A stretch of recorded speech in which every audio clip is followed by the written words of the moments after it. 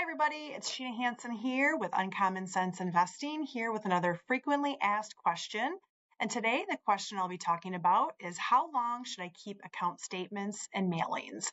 And this is a true problem for people who are pack rats, for people who are scared to throw away anything. I've had people come into my office with boxes of materials asking me to help them sort through it and figure out what to keep and what doesn't need to be kept. So let's dive into it today. Why does cutting down on paperwork matter? So it reduces clutter. When there's stuff all over your kitchen table, when paperwork's piling up in your office, it just doesn't give off a good vibe.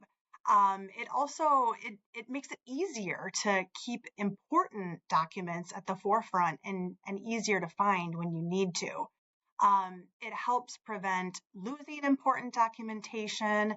It helps you stay organized, which I find boosts confidence and creating systems and having documents readily available. And keep in mind, you simply just don't need to keep all that paperwork. We have records at our fingertips. Custodians like Charles Schwab, Fidelity, they have requirements to have to keep paperwork, statements, tax documents for several years. And so you're able to go online or even reach out to the custodian or your financial advisor and request documents on demand.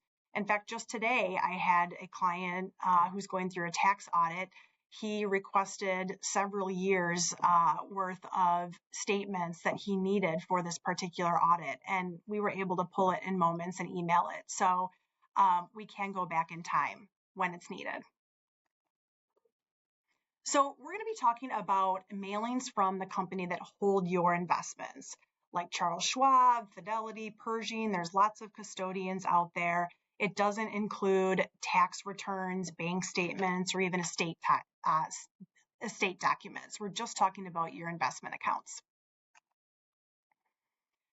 There are 4 core types of mailings that you receive: monthly or quarterly statements, trade confirmations. Trade confirmations are required to notify you when there's a trade placed in your account. Tax documents like 1099s, 5498s, different tax documents that might get delivered, and then also shareholder communications. So this handy dandy little chart kind of categorizes those 4 types of documents that I just named. It goes through what those documents are, how long to keep those documents, and then what you can do with them. So let's go through that together.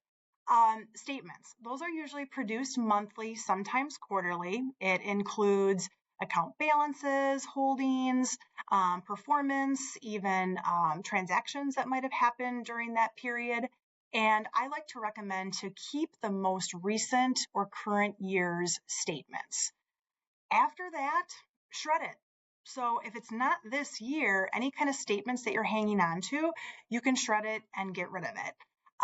Keep in mind, these documents, they are just a for your information type of notification, type of documents. They are not permanent records. Trade confirmations, these kind of notices really are kind of duplicated information, because any kind of trade, they're on your monthly or quarterly statement. So these are notices confirming buy transactions or sell transactions. Keep them as long as you can confirm that it's reflected on your most recent statement, or just use it or take a peek at it and treat it as a FYI and then shred it. Tax documents, those require a longer holding period, just in case of an audit. So that can report income and gains, even kind of interest and dividends that are earned on a 1099. And I would advise to keep those for 7 years. After that, you can shred and discard. Shareholder communications, most people would maybe think of this as more junk mail, but it is important. It's required that you receive shareholder communications that include voting materials, maybe even a prospectus, different financial reports for the companies and the securities that you own. So simply review these only if you're interested or want to participate, and then you can recycle or shred them. Now, permanent investment records, they can include different types of information like account ownership or information about titling, how your assets are titled, also beneficiary designations. It's important to have that information on record and on file for your estate planning.